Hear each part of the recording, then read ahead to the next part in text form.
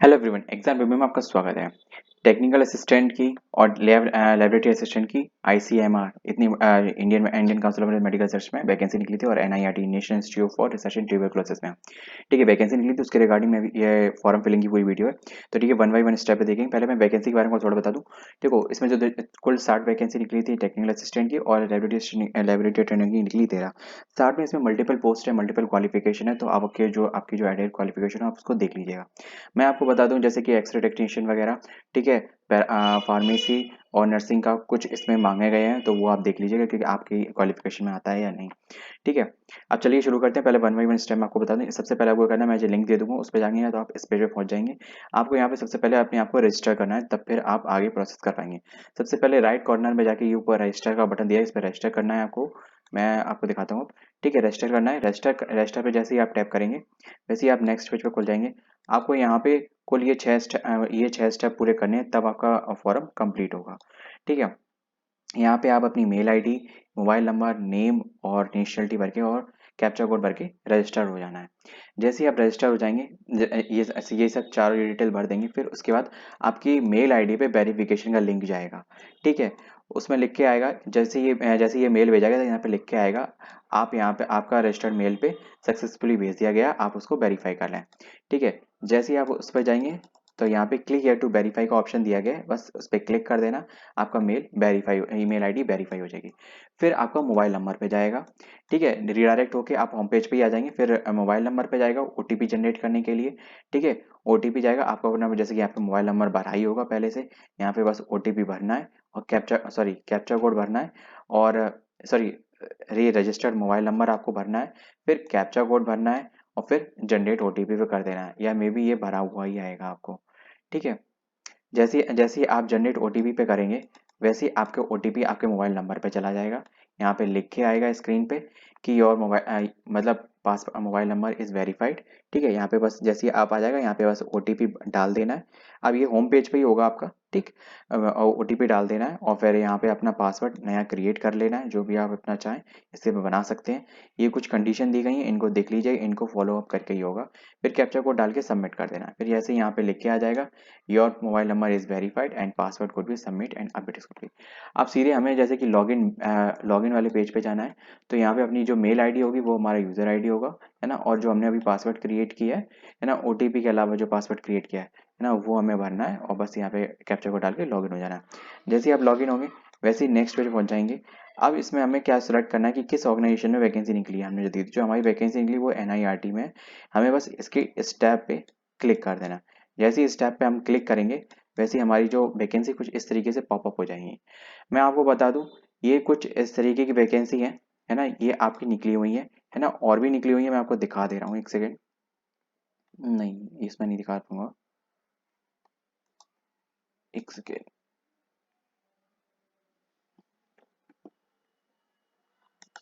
हम्म, इसमें जैसे कि आपको क्या करना है कि इसमें जैसे कि आपको सिलेक्ट कर लेना है। फिर जैसे ही आप इसमें सिलेक्ट करेंगे वैसे ही नेक्स्ट पेज पे पहुंच जाएंगे। इसमें जैसे कि पर्टिकुलर मैंने सेलेक्ट की लाइब्रेरी असिस्टेंट अटेंडेंस सेलेक्ट करी। इसमें मैं पहले इस पर मिनिमम क्वालिफिकेशन में जैसे आप टैप करेंगे ये इसकी जो पूरी जन्म कुंडली खुल के आ जाएगी। बस इसमें कुछ भी नहीं करना है, इसमें आपको अपने भर लेना है कि आपकी एलिजिबिलिटी है या नहीं, वो देख लेना है, अपना एक्सपीरियंस है या नहीं, पोस्टें देख लेनी है, रिजर्वेशन में क्या कुछ है। ठीक है, दैट्स इट। ठीक है, जो भी है वो आप देख सकते हैं यहाँ पे, और कोई दिक्कत नहीं। जैसे कि इसमें लिखा हुआ है कि रिजर्वेशन, इसमें इतनी वैकेंसी निकली, एनआईआरटी में, एनआईई में निकली, वीसीआरसी में निकली। जैसे कि अभी प्रेजेंटली अपनी जो निकली है ना वो केवल एनआईआरटी में निकली हुई है। तो ठीक है, जैसे जिसमें भी निकले आप उसके ऊपर टैप करके, जैसे आप टैप करेंगे इस पे, यहाँ पे ये जो ऊपर दिया गया अप्लाई नाउ, है ना, अप्लाई नाउ का बटन ये दिया गया, इस पे अप्लाई नाउ पर टैप करेंगे वैसे ही आप नेक्स्ट पेज पहुंच जाएंगे। नेक्स्ट पेज पहुंचेंगे वैसे ही आपको यहाँ पे दिख जाएगा कि आपकी पोस्ट ये है, आपकी मिनिमम क्वालिफिकेशन ये चाहिए। ये समझ लो, अगर आपने इसके जो इन्होंने ये दी है बैचलर डिग्री इन माइक्रोलॉजी या लैबोरेटरी, इनमें से अगर कोई नहीं भरा ना तो फॉर्म आगे प्रोसीड ही नहीं होगा।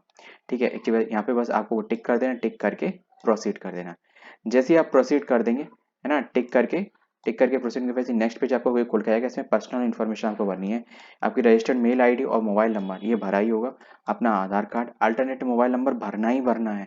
इसके अलावा एक और भरना ही भरना है, ये ध्यान रखना, किसी का रख के रख लेना पहले से। नहीं, ओटीपी वगैरह नहीं आएगा उस पर। OTP वगैरह वो सब आपके रजिस्टर मोबाइल नंबर पे आएंगे। ठीक है, आपको अपना जो नाम आपकी 10th की मार्कशीट में जो दिया गया वो भरना है। देखो लिखा भी है 10th की मार्कशीट है। वैसे एक चीज बात दिमाग में रखो, जितने भी फॉर्म भरे जाते हैं सब में आपका जो 10th की मार्कशीट में नाम हो एज टू एज वैसे ही भरना है, कुछ भी एक्स्ट्रा उसमें ऐड नहीं करना, कुछ भी नहीं, एक वर्ड भी नहीं। जैसे कि अगर लड़की कुमारी भी लगा देना तो वो गलत हो जाएगा, ये बात दिमाग में रखना। मैंने तो एक का DV दिया है तो इसलिए मैं बता रहा हूँ। एक लड़की परेशान हो गई थी, उसने पूरा वहां लिखा, तब भी बहुत मुश्किल से उन्होंने एग्जाम देने के लिए एंट्री की थी वो DV में आगे प्रोसीड करने के लिए, तो इस चीज़ का ध्यान रखना। ठीक है, यहाँ पे जेंडर पे अपना जेंडर सेलेक्ट कर देना है, अपना मैरिटल स्टेट भैया मतलब शादीशुदा हो या अनमैरिड हो। ठीक है, अपनी मदर्स का नेम लिखना है, अपनी डेट ऑफ बर्थ डाल देनी है। डेट ऑफ बर्थ इसमें जैसे कि इसमें 32 दी गई है, लेकिन जो आपकी जो अभी वैकेंसी है उसमें 30 है। ठीक है, तो वो यहाँ पे आपकी लिख के आ जाएगी। अगर आप अंदर होंगे तो कोई दिक्कत नहीं, ग्रीन कलर में होगा। रेड अगर आपकी ज़्यादा होगी तो यहाँ पे रेड कलर में दिख जाएगा कि यू आर ओवर एज। ठीक है, यहाँ पे अपना स्टेट सेलेक्ट कर देना है, जो भी आपका स्टेट हो। ठीक है, जैसे आप स्टेट सेलेक्ट करें पीछे थोड़ा नीचे स्क्रॉल करेंगे, स्क्रॉल करते ही यहाँ पे एक्स सर्विसमैन में अगर है तो यस कर देना, नहीं तो नो। डिफरेंशियली एबल मतलब कोई अगर कोई भी मतलब फिजिकल डिसेबिलिटी है आपको तो यस या नो पे करके रिजल्ट करते हैं। जो भी अगर आप यस कर देंगे फिर उसमें कैटेगरी वगैरह सब पूछा जाएगा। ठीक है, तो कुछ भी नहीं है तो नो कर देना। जैसे कि एक्स, जैसे कि आप किसी कैटेगरी से बिलोंग करते हैं OBC से, तो आपको यस कर देना है। OBC SC EWS तीनों ही हैं, ये चीज़ का दिमाग दिमाग में रखना है। OBC SC ST और EWS। ठीक है, पना ये सोचें EWS वाले केवल उसमें है ना। तो जैसे ये बंदे इसका OBC में था तो OBC में करके मैंने सेलेक्ट किया, लेकिन ये एक बात देखना है कि उनको अपना कास्ट सर्टिफिकेट वगैरह अपलोड करना होगा। जैसे EWS में भी जो EWS का सर्टिफिकेट बनता है तो वो उनको अपलोड करना होगा 300 KB में, ये चीज़ का दिमाग में रख लेना। सारी चीज़ें जो आप देख रहे हो नोट करते हुए जाना कि कुछ डॉक्यूमेंट आपको अपलोड करने पड़ेंगे। ठीक है, मैक्सिमम आपको जो भी डॉक्यूमेंट है 300 KB में करने पड़ेंगे, लेकिन जो आपकी फ़ोटो है वो फ़ोटो आपकी 100 KB में होगी मैक्स, और सिग्नेचर की मैक्स साइज होगी 50 KB में। केवल इन फोटो और सिग्नेचर के साइन को छोड़ के बाकी सभी चीज़ें आपकी PDF में अपलोड होंगी, ये केवल JPG फॉर्मेट में अपलोड होंगे। जैसे नेक्स्ट करेंगे तो जैसे नीचे आएगा तो यहाँ पे आपको फोटोग्राफ और सिग्नेचर अपलोड करने का ऑप्शन होगा, जैसे 100 KB और 50 KB में, जैसे मैंने बताया। तो अपनी जो फोटो इन्होंने बोला है कि 6 मंथ से ज़्यादा पुरानी नहीं होनी चाहिए, तो इस चीज़ का ध्यान ध्यान रखना। और यहाँ पे अपने सिग्नेचर कर लेना। मोस्ट प्रोबेबली जैसे कि इसने ब्लू में कर रखे हैं, मैं आपसे कहूँगा कि ब्लैक में प्रेफर करना। मोस्टली ब्लैक में ही ज़्यादातर मांगे जाते हैं। ब्लू में वैसे कोई दिक्कत नहीं है, लेकिन ब्लैक ही करना तो दैट्स मच बेटर, ये मेरी रिकमेंडेशन है वैसे भी। फिर यहाँ पे सेव टू प्रोसीड कर देना। सेव टू प्रोसीड कर देंगे, वैसे नेक्स्ट पेज खुल जाएगा। लेक्स्ट पेज में आपका देखो क्या को लेके आएगा, मैं आपको दिखा दूँ। इसमें जैसे कि आप कम्युनिकेशन आपको डिटेल करनी है, ये सारे स्टेप आपको पूरे करने हैं, ये बात दिमाग में रखना। वीडियो पॉज मत करना बीच में, वरना कुछ छूट जाएगा, मेरे से मत कहना कुछ। ठीक है, अब आपको कुछ भी नहीं करना, केवल एड्रेस पे अपडेट करना है। जो भी आपका एड्रेस हो यहाँ पे फर्स्ट लाइन सेकंड लाइन में दोनों में दो भागों में, अगर छोटा हो तो मानो आधा इसमें लिख देना, आधा इसमें लिख देना। ठीक है, अपना स्टेट सेलेक्ट कर लेना, डिस्ट्रिक्ट सेलेक्ट कर देना, सिटी नेम, पिन कोड। जैसे ही आप भर लोगे तो कुछ इस तरीके का दिखाई देगा भरने के बाद। ठीक है, पढ़ लिया। तिरुवंगूर चेन्नई, पिन कोड इतना। परमानेंट एड्रेस और करस्पॉन्डिंग एड्रेस के यहाँ पे अगर आपका सेम हो तो यस कर देना। देखो दोनों में फ़र्क कितना है, जैसे फॉर एग्जांपल अभी आपका नेटिव नेटिव प्लेस जन्म स्थान, या फिर जो आपको गांव बोलते हैं जैसे घर बोलते हैं, जो कि आपके जहाँ पे पेरेंट रहते हैं वो आपका परमानेंट एड्रेस में इसलिए होता है, तो वहाँ आप अपना परमानेंट एड्रेस बोलते हैं। और अभी आप जैसे कि फॉर एग्जाम्पल आप दिल्ली में आपके घर है और आप बेंगलोर में जॉब कर रहे हैं, तो आप अपना बेंगलोर करस्पॉन्डिंग में डालेंगे और परमानेंट डालेंगे दिल्ली का। नहीं तो आप दोनों चाहें दोनों डाल सकते हैं। ठीक है, अगर जैसे कि मेरा दोनों सेम है तो इसमें दोनों में बस केवल टिक पे सेम कर दूंगा तो मेरा यहाँ पे भी ऑटोमेटिक आ जाएगा। फिर सेव टू प्रोसीड पे टैप कर देना। जैसे ये प्रोसीड कर देंगे जैसे नेक्स्ट पेज खुल जाएगा। अब यहाँ पे आपको जैसे कि नेक्स्ट पेज खुल गया जैसे कि हमारा। अब यहाँ पे हमें क्वालिफिकेशन अपडेट करनी है। यहाँ पे आपको 10th 12th, देखो इसमें जैसे कि लिखा है आपको जो भी क्वालिफिकेशन आपकी एलिजिबिलिटी है आपको 10th से स्टार्ट करनी है। ठीक, फिर अपनी जो एलिजिबिलिटी इन्होंने मांगी, जैसे इन्होंने मांगा है बैचलर डिग्री इन कॉमर्स, जैसे मैंने किया है बैचलर डिग्री इन फार्मेसी। ठीक है, फर्स्ट क्लास। ठीक है, तो वो चीज़ उन्होंने मांगेगी 4 ईयर कोर्स, तो उसमें मांगा गया है तो फिर वो चीज़ आपको करनी है। तो पहले पहले 10th करनी है। इसमें स्ट्रीम मतलब जैसे कि साइंस स्ट्रीम होती है ना, तो वो सब चीज़ें साइंस स्ट्रीम कर देना। यहाँ पे CBSE बोर्ड है तो यहाँ पे CBSE बोर्ड लिख दे। ईयर ऑफ पासिंग आपकी जो मार्कशीट आई होगी उसमें लेफ्ट कॉर्नर में नीचे दिया गया होगा किस ईयर में। मोस्टली ये मैं आपको बता दूँ जिस साल रिजल्ट आता है, जैसे फॉर एग्जांपल मैंने 2010 में स्टार्ट की, 10 से 11 मेरा सेशन है, तो ठीक है, तो मैं 2010 में हुआ 11 मतलब 11 में पेपर हुए थे मार्च में, है ना, तो मार्च अप्रैल में मई में रिजल्ट आया था, तो मेरा वही उसके अकॉर्डिंग 11 है। ठीक है, परसेंटेज यहाँ भर देने हैं जो भी आपके दिए गई हो। अगर आपका CGPA हो तो उसमें एक 9.5 का उसमें कैलकुलेटिंग इन वो दी गई होती है, तो वो कैलकुलेट करके यहाँ पे परसेंटेज भरना, वो कोड वो मतलब वो मत भर देना, CGPA मत को भर देना। ठीक है, उन्होंने बोला है क्लास मतलब जो यहाँ पे कुछ भी नहीं आएगा, नॉट एप्लीकेबल होगा। और क्वालिफिक और जो उसका जो 10th की मार्कशीट है और सर्टिफिकेट दोनों एक ही होते हैं, तो बस वो फाइल अपलोड करके बता देना है। एक चीज़ यहाँ पे ध्यान से सुन लो, ध्यान से सुन लो, ध्यान से सुन लो, मैं बता रहा हूँ आपको, ओरिजिनल मार्कशीट का स्कैन नहीं भेजना। यहाँ पे इन्होंने बोला है सेल्फ अटेस्टेड। मैं आपको वीडियो में दिखा दूंगा, दूसरी वीडियो में। सेल्फ अटेस्टेड अपनी मतलब प्रिंट आउट निकलवाना है, फोटोकॉपी करवाना है, अपना सेल्फ अटेस्टेड करना है, अपना नाम नीचे लिखना है, सेल्फ अटेस्टेड करके स्कैन करके तब अपलोड करना है, तब अपलोड होगा। फिर जैसे ही आप अपलोड कर देंगे, फिर उसके बाद ये जो ऐड का बटन है ना, ये प्लस वाला, इस पे को दबाना है। जब आप इसको दबाएंगे तब आपकी मार्कशीट से मतलब आपका ये डेटा सेव होगा, वरना सेव नहीं होगा तब तक। ये बात दिमाग में रखना। जैसे फॉर एग्जाम्पल ऐसे आप 12th का करेंगे, ऐसे आप ग्रेजुएशन का करेंगे, फिर उसके बाद अगर आपने जैसे ग्रेजुएशन में लिया कि बस भाई अब मेरा हो गया, ऐड नहीं दबाया, तो वो ऐड नहीं होगा।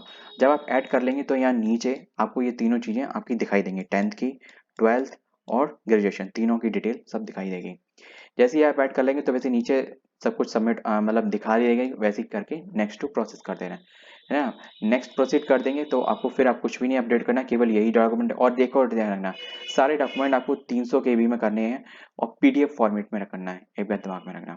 ठीक। अब फिर जो नेक्स्ट पेज पे आपको देखो, नेक्स्ट पेज आपका क्या खुल के आएगा, इसमें आपको अदर डिटेल में देना है, अदर एजुकेशन अपलोड हो गई। ठीक है, अदर डिटेल में आपको क्या देना है, जैसे आप गवर्नमेंट एम्प्लॉय हैं या नहीं है तो वैसा यस नो कर देना है, ICMR के प्रोजेक्ट में किया है तो यस या नो कर देना है, एज रिलैक्सेशन चाहिए तो यस, नहीं तो नो कर देना है।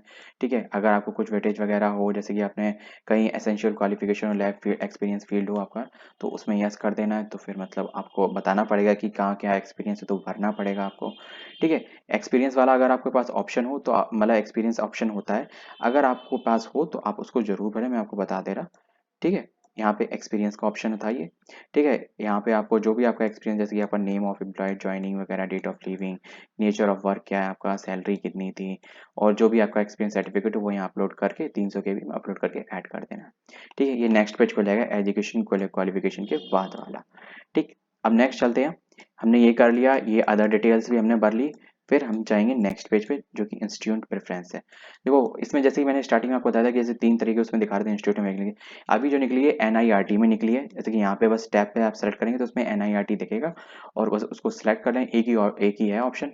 ठीक, कुछ भी नहीं करना, सेव टू प्रोसीड कर देना है। जैसे ही आप नेक्स्ट प्रोसेस करेंगे तो अब आपको आएगा एग्जाम सिटी। भाई देखो कहाँ आपको सेंटर रखना है, वैसे मालूम इस ऑप्शन का कोई मतलब नहीं है, लेकिन भरना पड़ेगा तो भरना पड़ेगा, क्योंकि इसमें दो ही सेंटर है, चेन्नई और दूसरा है पौंडीचेरी। तो इन दोनों में से कोई भी आप पहले सेलेक्ट करोगे तो दूसरा अपने आप भर जाएगा। जैसे मैंने सेलेक्ट किया, चेन्नई पहले सेलेक्ट किया, दूसरा अपने आप पौंडीचेरी अपने आप भर गया। तो बस जैसे करना है, सेव टू प्रोसीड पे करते हैं, सेव टू प्रोसीड करेंगे, नेक्स्ट जाएंगे, है ना। आपको अब जैसे कि ये पूरा प्रीव्यू आ जाएगा, आप अपनी पूरी डिटेल एक बार फिर से रिव्यू कर लीजिए, क्योंकि अभी पेमेंट से पहले का स्टेप है, अभी कुछ भी चेंज हो सकता है। ठीक है, जब आपने कंप्लीट चेक कर लिया, फिर आप जब नीचे आ जाएंगे तो नीचे आपको यहाँ पे डिक्लेरेशन दी गई है, वो सब आपको क्लियर करना है, ओके करना है, और फिर सबमिट पे बटन दबाना है। एक बार मैं भी फिर भी कहूँगा, सबमिट करने से पहले एक बार फिर भी अपनी सारी डिटेल चेक कर लें। बाई मिस्टेक ऊपर नीचे जैसे कि डेट भरते हैं, ईयर भरते हैं कि हमने कब पास किया था, तो वो कर्सर की वजह से ऊपर नीचे हो गया, तो वो चीज़ के लिए बोल रहा हूँ। ठीक है, जैसे ही नेक्स्ट करेंगे वैसे ही आपका पेमेंट का ऑप्शन आ जाएगा जो कि नेक्स्ट है। ठीक है, पेमेंट का ऑप्शन आते ही एक बात समझ लीजिए, अगर आपने पेमेंट नहीं किया है, बाई मिस्टेक अगर आपका पेमेंट नहीं हुआ है, तो आपका फॉर्म सबमिट नहीं हुआ है, ये बात आपके दिमाग में रखना। ठीक है, अभी अभी देख लीजिए यहाँ पे आपको जैसे कि इसमें दो दिखा रहा है, SBI ई पे और क्यू पे। अभी मैं आपको बता दूं, अभी केवल एक ही ऑप्शन दिख रहा है क्यू पे का, आपको बस एक ऑप्शन पे क्यू पे टिक करना है ना, और पे नाउ पे सिलेक्ट करना है। आपको मैं बता दूं, अगर आप UPI ऑप्शन ऑप्शन सेलेक्ट करेंगे तो आपको कोई भी चार्जेस नहीं लगेंगे, जैसे लिखा हुआ है नील चार्जेस। ठीक है, जैसे हमें UPI मैंने सेलेक्ट पे नाउ करके फिर हम नेक्स्ट पे जाएंगे। ठीक है, पेमेंट कर देंगे। ठीक है, वैसे ही पे नाउ कर देंगे और फिर हम UPI सेलेक्ट करके अपना डेटा मतलब पेमेंट पेमेंट सब कुछ कर लेंगे। अब जैसे कि अब आपको ये जैसे कि आपका पेमेंट कंप्लीट हो गया, अब आपको रिफ्रेश होके आएगा, विंडो आपको खुल के आ जाएगी। या फिर नहीं आए तो आप फिर से लॉगिन पेज पे जाके अपने आप लॉगिन करके अपनी मेल ID और अपने जो पासवर्ड क्रिएट किया था वो भर के आप भर सकते हैं। जैसे ये लिखा आ गया है कि एप्लीकेशन सबमिटेड, आप अपना एप्लीकेशन यहाँ से देख सकते हैं, और उसको मैं एक बात कहूँगा, आप उसको प्रिंट आउट कर लें। ठीक है, फिर और अगर आपकी और अदर पोस्टों में आपकी एलिजिबिलिटी है, मिनिमम क्वालिफिकेशन में आप आते हैं, तो आप वो भी ऐसे इसी के थ्रू भर सकते हैं, क्योंकि रजिस्ट्रेशन केवल एक बार जरूरी है। फिर लॉगिन करके जैसे कि आपको इनमें से आप कुछ भी अप्लाई ना हो, कितनी भी मतलब कोई भी जॉब, जैसे कि तीनों में अगर आपकी एलिजिबिलिटी है, जैसे आपके पास 3 अलग अलग डिग्रियां हैं, तीनों में एलिजिबिलिटी आप रखते हैं, तो आप तीनों में अप्लाई ना करके एक एक करके सब कर सकते हैं। सबका पेमेंट अलग अलग कटेगा। है ना, एप्लीकेशन सारे अलग अलग होंगे और सेम डे नहीं होगा। अगर जैसे कि इसमें ऑप्शन दिया गया है तो ये कन्फर्म है, किसी का भी एग्जाम सेम डे नहीं होगा, है ना। ये चीज तो कंफर्म होगी, या फिर शिफ्ट चेंज कर दी जाएगी, कुछ तो होगा। ठीक है, जिस बच्चे ने दोनों में डाला होगा, क्योंकि रजिस्ट्रेशन नंबर आपका सेम ही होगा, तो वो चीज़ उसमें पता चल जाएगी। तो जो शिफ्ट चेंज उनकी कर दी जाएगी, जहां तक है जो मेरा मानना है, क्योंकि ऐसा नहीं करेंगे ना, वो गलती है, क्योंकि जब वो पहले ऑप्शन दे रहे हैं बच्चे को फॉर्म भरने का कि आप मल्टीपल पोस्टों में डाल सकते हो, तो फिर ये वो भी इसी हिसाब से वो भी रखेंगे उस बच्चे का। तो बस वीडियो में बस इतना ही। वीडियो इन्फॉर्मेटिव लगी तो वीडियो को लाइक, चैनल को सब्सक्राइब में। मिलते हैं नेक्स्ट वीडियो में किसी और अपडेट या किसी और फॉर्म फिलिंग या किसी फॉर्म के जॉब के अपडेट के साथ। जय हिंद।